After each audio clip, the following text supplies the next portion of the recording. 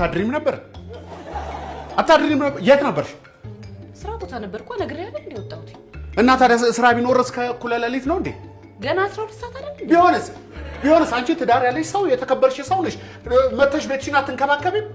አሁን ይሄ ህፃን እናቴ የት ሄደች ብሎ እሪ ብሎ ሲያለቅስ ነበር እንጥሉ ሊወርድ። ምን ነው ይሄው ይሳቃል እንዴ? በስዬ ደግሞ ቢሆንስ እኔስ ባልሽን አትንከባከቢም?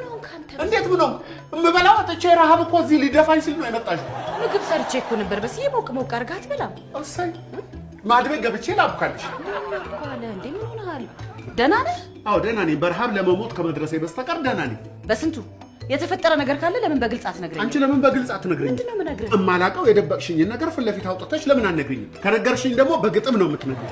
ከመቼ ጀምሮ ነው እናንተ በግጥም የምናወራው? አሁን እንጀምራለን። ዛሬ ይጀምራል። ስለምንድን ነው የምታወራው?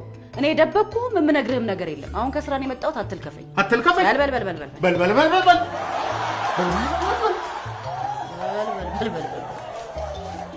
አዝናሃል፣ ተናዳሃል፣ ውስጥህ እንደ እሳተ ገሞራ እየተንተከተከ እና ከዚህ ስሜት መውጣት አትፈልግም? ፈልጋለሁ እንጂ እንዴት አልፈልግም። ግን እንዴት ብዬ አታየኝም እንዴ? በእምባዬ ሰጥም እኮ ነው። ንዴትህን ማብረጃ ያስፈልጋል። ማለት በሞትና በህይወት መካከል እንዲሆን አደረኩት። በቃ እንዴት? መፍትሄው ይሄ ብቻ። በህይወትና በሞት መካከል በቃ። አዎ በጣም ነው የማመሰግንህ። በጣም ነው የማመሰግንህ።